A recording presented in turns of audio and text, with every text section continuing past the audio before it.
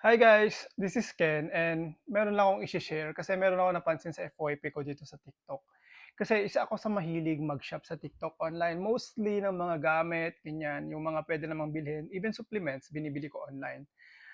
And then dito sa TikTok, nakikita ko palagi itong isang CEO na nagbubukas ng parcel na sayang daw kasi hindi daw nakuha yung iPhone kasi in RTS and everything. Parang ako lang ba ang nakakahalata na lahat na lang in RTS puro iPhone?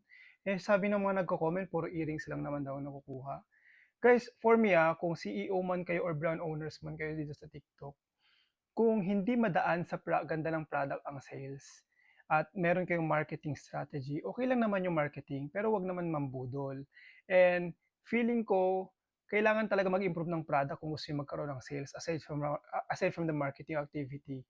Kasi at the end of the day, kahit pasingit kayo ng pasingit, kung hindi naman maganda yung product niyo, hindi naman kayo babalikan, eh.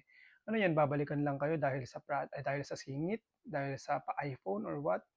Ang mainam sana kung talagang totoong binibigay niyo yang mga, pa-iPhone niyo or kung ano man yang giveaway niyo. Tsaka common sense, business owner rin naman ako. Sino ba naman ang business owner na tanga na isang sachet lang yung binili tapos lalagay mo iPhone, 'di ba? Huwag na naman tayo mang-uto. Kasi nakakainis kasi dito sa timeline ko puro labas ng labas, nag-o-open ng ilang RTS pa yan, ganyan. Sa mga buyers naman dito, maging matalino kayo. 'Pag mga ganyan, kabubuhan na yan. Diyos ko, sorry sorry for the word, pero ako naiirita talaga ako. Ang dami pa naman niyang followers, pero budol. Actually, napabili rin ako ng ano niya, napabili rin naman ako dati ng buy one take one niya. Ito yung ginamit ko ngayon. Grabe, my white cast. Magpo-post ako ng reviews kung ano yung mga nabili ko. Pero hindi ko na napapangalanan, baka mainis pa sa akin.